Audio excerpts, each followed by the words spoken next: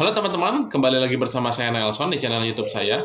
Ya, jadi di kesempatan kali ini saya akan membahas mengenai penyakit batu empedu karena penyakit batu empedu ini belakangan sangat banyak sekali diderita oleh kalangan muda bahkan ya. Banyak yang umur 20-an, 30-an sudah terkena penyakit batu empedu. Jadi saya jelaskan dulu kenapa bisa terjadi pembentukan batu empedu. Ya, jadi singkatnya adalah bahwa di bawah tulang rusuk sebelah kanan kita itu ada organ hati atau liver ya. Fungsinya itu adalah untuk membuang racun di dalam tubuh dan juga untuk menghasilkan protein dan lemak ya. Dan setelah itu disalurkan ke empedu. Nah, empedu ini membantu menguraikan lemak supaya pencernaan kita tidak terlalu mencerna lemak lebih banyak. Nah, tentunya teman-teman bisa berpikir kira-kira kenapa bisa terjadi membatu di empedu kita. Itu adalah karena pada dasarnya pada saat kita terlalu banyak makanan berlemak, ya sudah hati mengeluarkan lemak, ya kita makan lagi makanan berlemak yang sangat berlebihan, tentunya empedu kita tidak bisa menguraikan semua lemak yang dihasilkan oleh hati untuk membantu pencernaan. Akhirnya lemaknya itu makin banyak di empedu, tidak bisa diuraikan, tidak bisa dibuang oleh empedu, lama-kelamaan mengeras dan akhirnya akan membatu. Nah, itu adalah penyebab penyakit batu empedu. Nah, jadi teman-teman intinya penyakit batu empedu itu nomor satu disebabkan karena makanan yang mengandung lemak yang sangat tinggi, ya seperti santan-santanan, jeroan, ya keju, susu, telur, daging-dagingan, makanan junk food, makanan cepat saji, itu adalah makanan-makanan yang bisa menyebabkan teman-teman terkena penyakit batu empedu. Ya, jadi kalau dalam ilmu medis, batu empedu ini tidak bisa disembuhkan.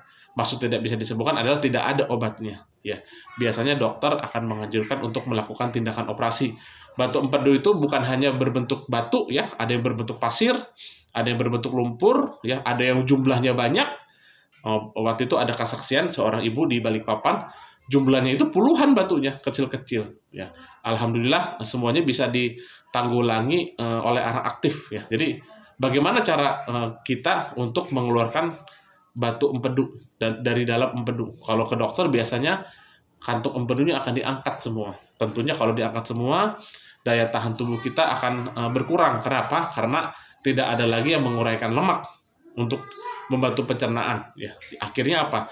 Daya tahan tubuh kita akan lebih mudah sakit apabila kita empedunya diangkat. Ya, namanya organ tubuh sudah diciptakan oleh Yang Maha Kuasa, pasti ada fungsinya. Kalau diambil, tentunya fungsi organ tubuh kita akan terganggu. Ya, jadi, kenapa arang aktif bisa mengeluarkan batu empedu? Ya karena itu sederhana sekali, karena sifat arang aktif itu adalah mengikat atau menyerap. Ya, jadi batu empedu itu akan diikat, diserap oleh arang aktif. Tapi tentunya teman-teman harus betul-betul menjaga pola makan dengan baik. Ya, makanya biasanya yang order itu saya berikan daftar-daftar makanan, saya bimbing betul bagaimana mengeluarkan batu empedu dalam waktu paling lambat 1 bulan. Tapi biasanya umumnya 1-2 minggu itu sudah keluar. Ya, asalkan teman-teman yakin, asalkan teman-teman taat terutama dalam pola makan. Jadi intinya batu empedu itu sebenarnya walaupun itu penyakit lumayan juga ya nyerinya, seperti kadang ada yang bilang seperti disayat-sayat pisau perut kanannya. Tapi sebenarnya tidak pengobatan itu tidak selama penyakit asam lambung. Ya, jadi kalau biasanya batu empedu itu sekali keluar biasanya sudah enak. Tapi jangan anggap enteng juga batu empedu. Kenapa? Batu empedu itu pada dasarnya pada saat dia terlalu lama di empedu, ya tidak kita keluarkan, dia akan menyebabkan radang empedu.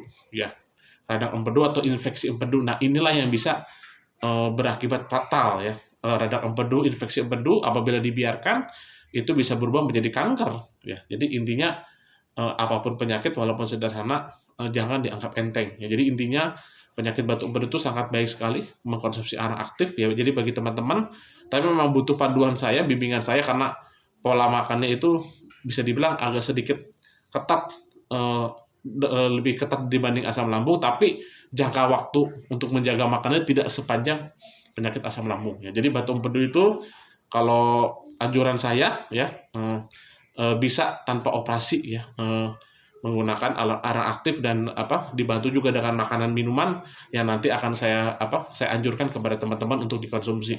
Jadi sekali lagi bagi teman-teman yang menderita batu empedu bisa konsumsi arang aktif sehari 3 kali. Nanti saya akan bimbing betul-betul sampai batu empedunya itu keluar.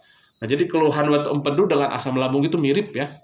Kalau batu empedu itu di sebelah kanan kecenderungannya, kadang nyeri seperti di sayat-sayat pisau, dan juga tembus ke punggung. Kadang-kadang juga ada yang mual, muntah, sampai sesak nafas. Karena letaknya kan di bawah rongga dada juga. Tentunya kalau ada empedunya besar kan akan menekan ke atas, itulah yang menyebabkan sesak napas atau dadanya berat. Mirip-mirip kadang-kadang nyerinya itu pun, nyeri batu empedunya pun di sekitar ulu hati juga. Jadi makanya banyak yang orang mengira bahwa dirinya terkena penyakit asam lambung, pada dasarnya adalah empedu. Untuk mengetahuinya salah satunya cara hanya dengan USG, teman-teman. Ya, jadi saya anjurkan bagi teman-teman yang ragu apakah asam lambung ataukah batu empedu, nggak ada salahnya USG. Ya. Oke, dari saya sampai sini dulu. Bagi teman-teman nggak usah khawatir, batu empedu itu bisa disembuhkan total dengan konsumsi arang aktif. Ya. Selamat siang teman-teman.